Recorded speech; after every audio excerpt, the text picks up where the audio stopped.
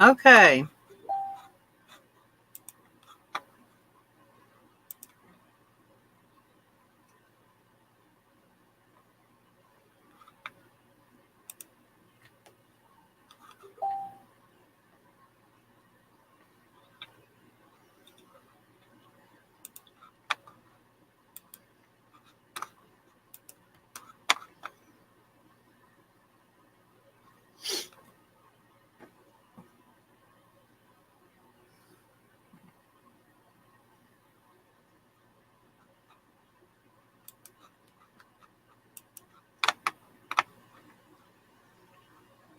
Okay.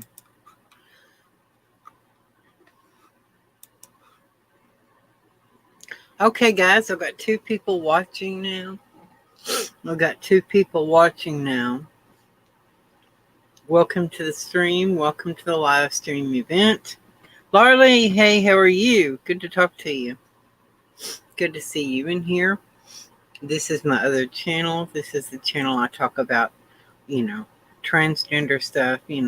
I don't talk about stuff like this on my regular channel because my other channel is for regular people talking about regular stuff, ordinary stuff, everyday stuff. So I've got my heater going in my camper here. I got my electric heater going. Now my propane regulator has gone out. I lost my propane regulator.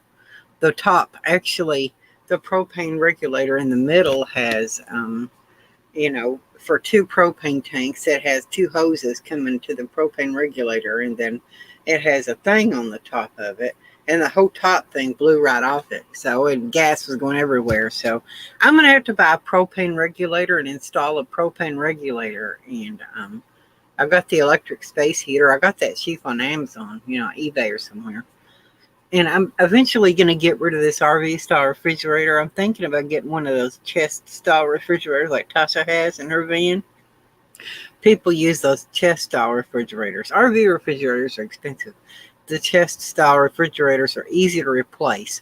I'm looking for stuff at this point in time that's easy to replace for the consumer, stuff that you can replace yourself. That makes it easier. And so, okay, about transgender stuff, that transgender people in the transgender situation. When people start to transition and start to live the transgender way of living, I mean, if somebody wants to start being transgender and living that way, I think that it has some pros and cons to it.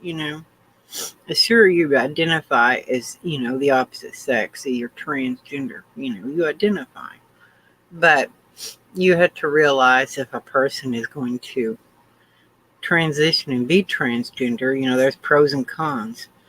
You're an adult. If you grow into an adult as a grown man, you transition to a woman, it's not rational and reasonable to expect to be completely passable as a woman, which means passable means people believe you're a woman on the streets. People actually think you're a woman. That's the ultimate goal for people who are transgender, is for people to believe that you're a woman.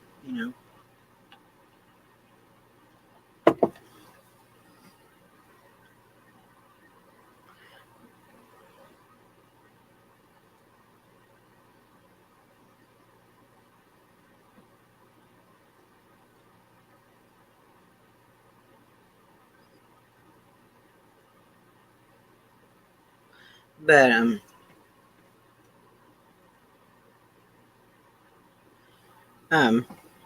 so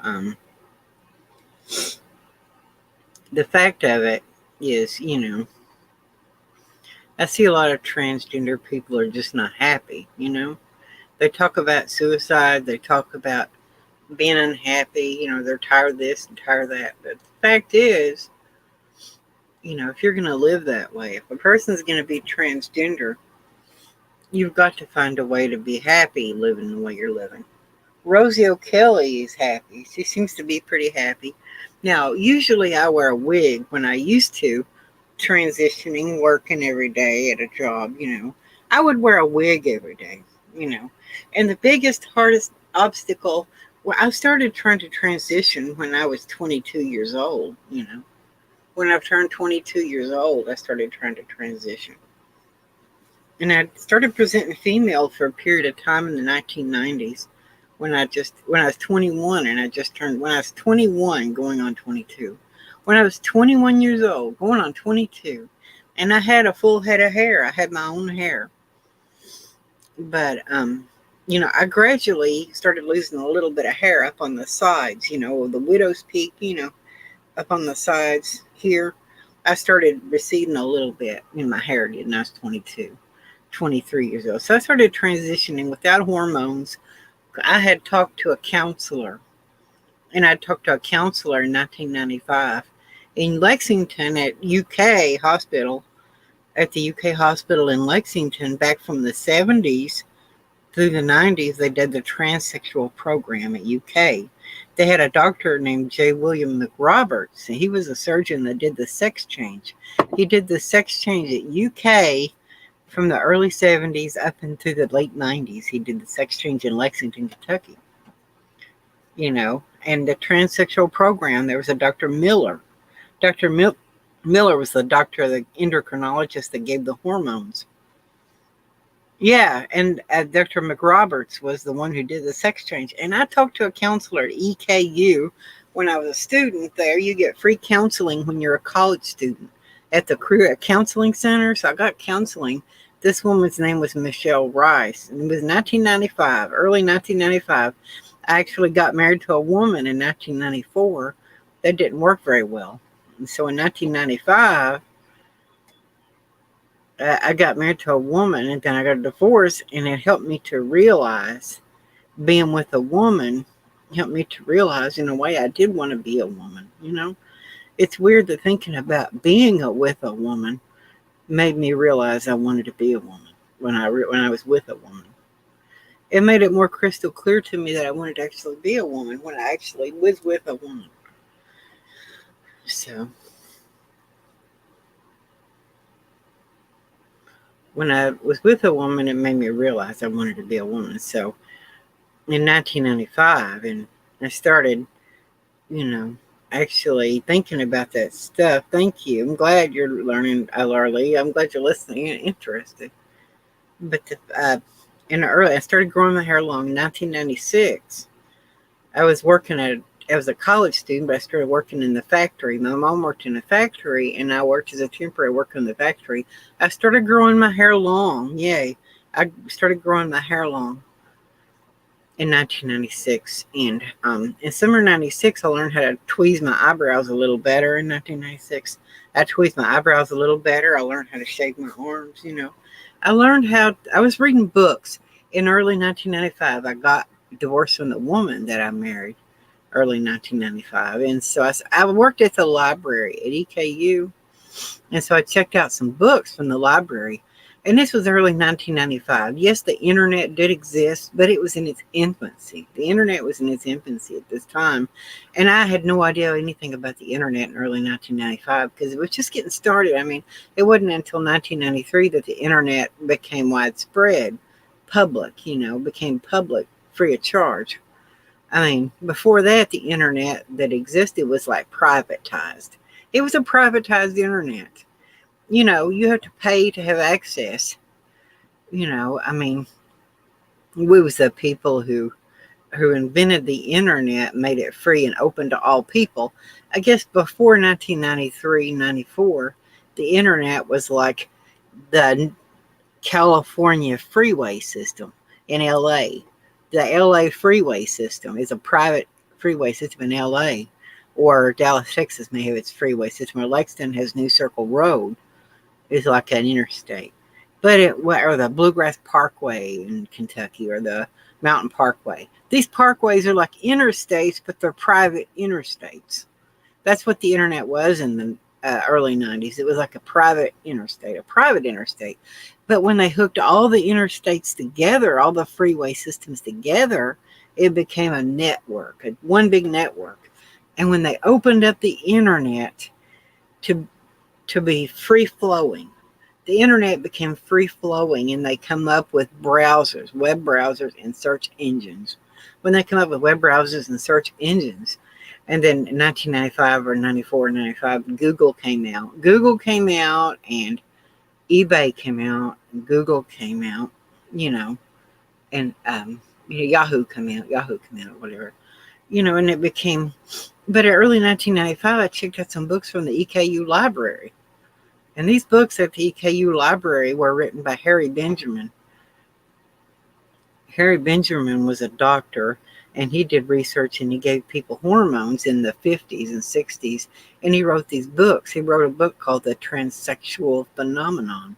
That book was written in 1966, and so I got these books. It's like 5 different books I checked out from the EKU library. I checked out these books, and I started reading these books in early 95. And so I reading them, and that was at the same time I started getting counseling at EKU. And I got counseling, and she got in touch with the UK transsexual program.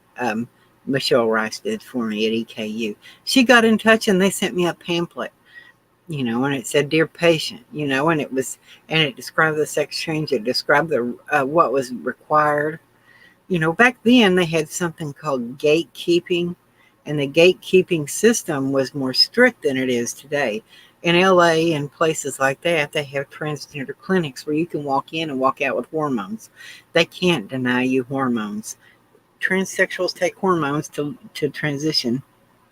Yeah, it's okay. Thank you, Laura Lee. Yeah, in the 90s, everything I went through in the 90s, I went through alone. I didn't know any gay people. I didn't know any transgender people.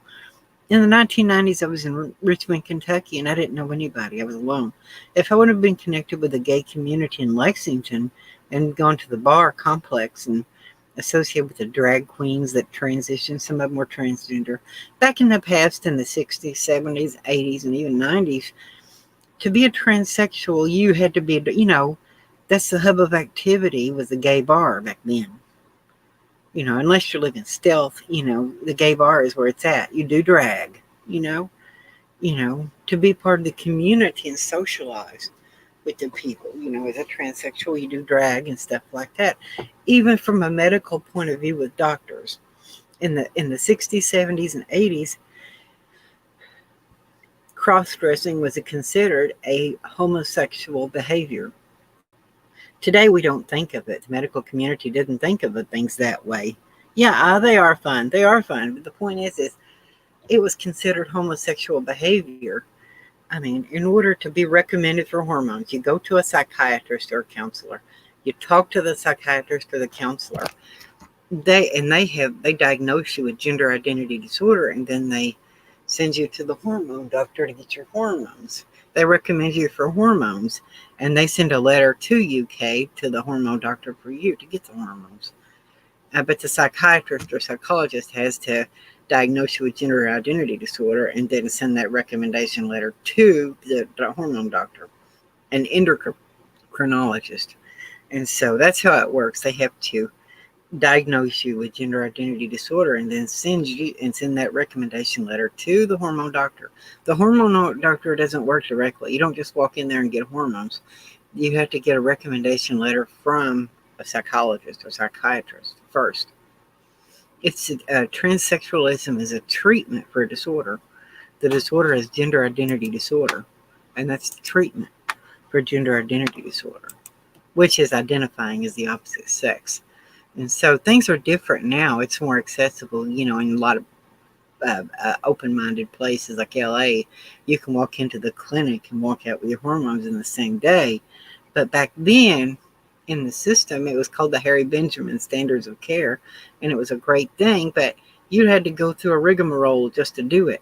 I mean, if you talk to that psychiatrist or psychologist, they would not recommend the hormones for you if you were straight. If you're a straight man, you have to be gay to be a transsexual, because they used to think that gay and transsexual go together. If you're a gay, then you're a transsexual and you like men. If you're straight, you're heterosexual, you like women, and you're a normal man.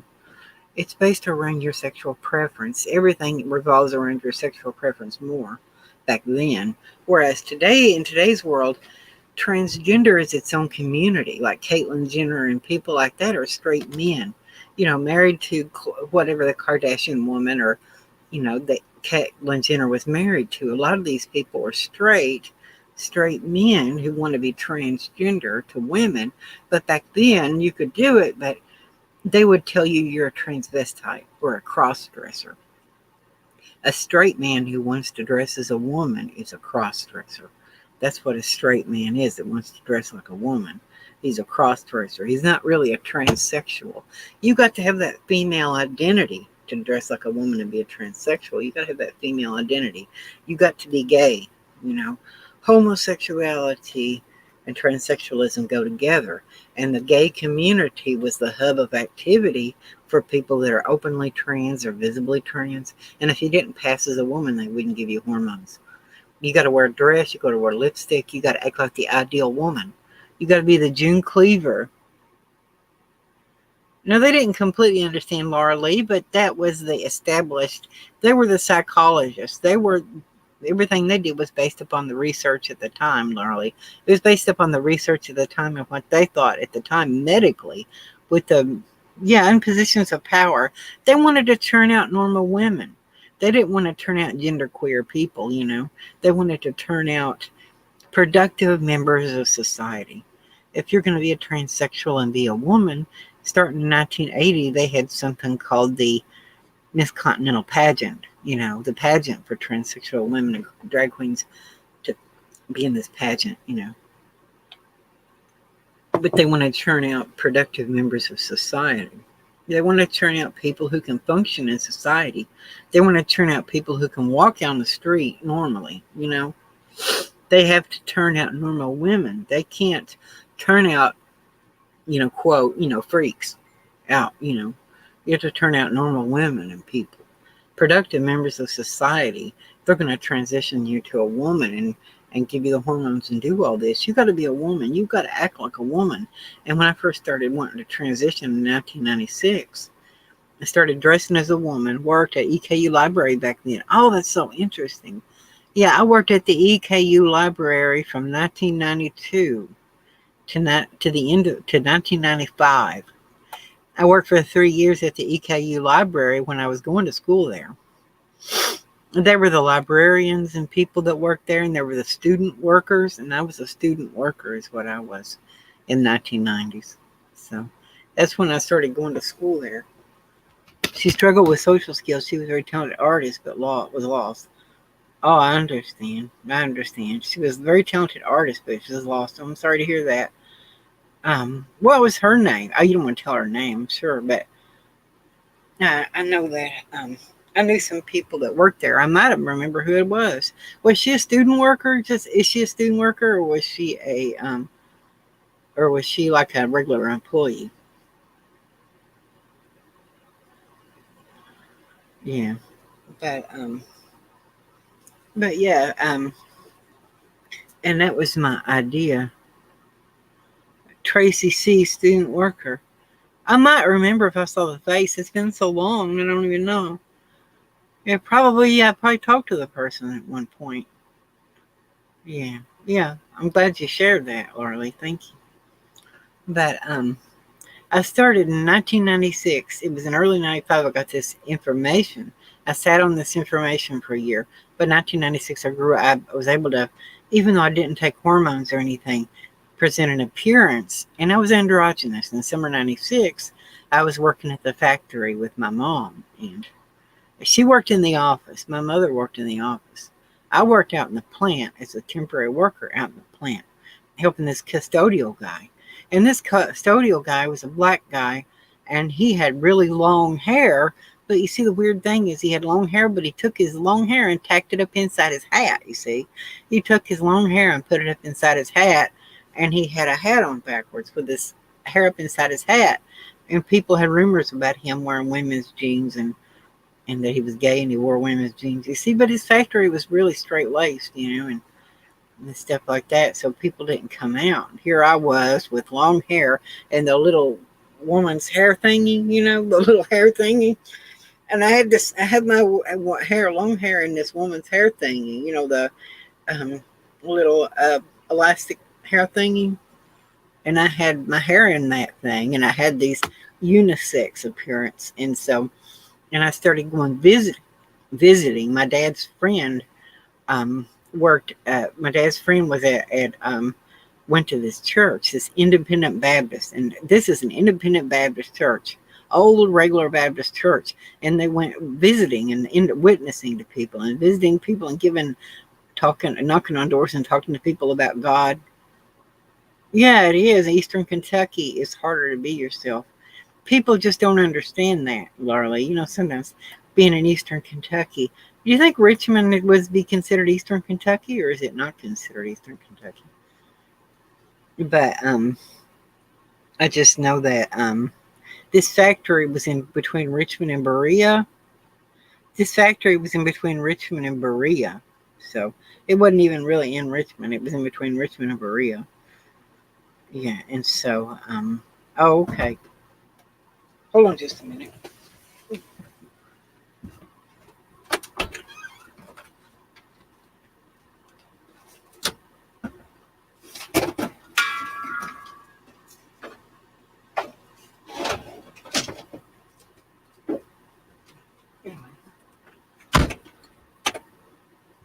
Yeah, anyway.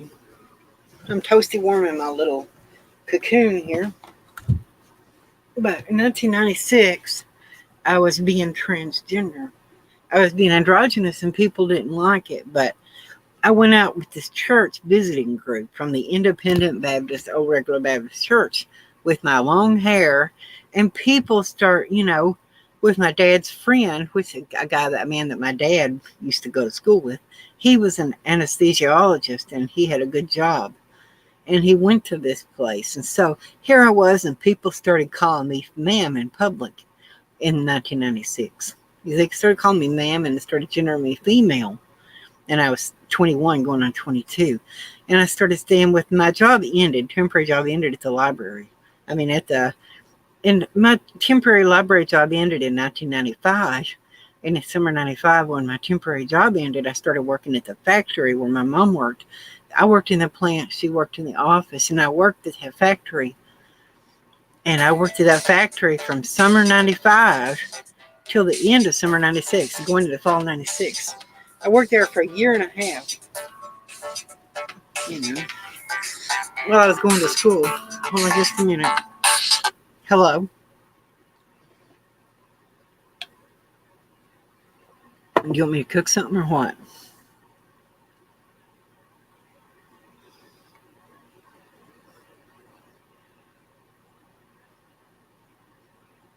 I know that.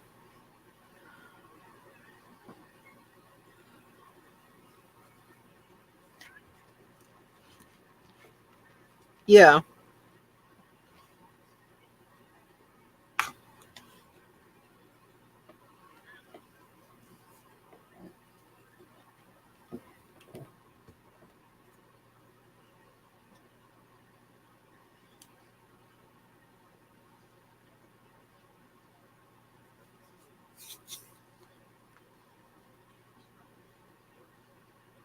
I heard you. I understand. I know that.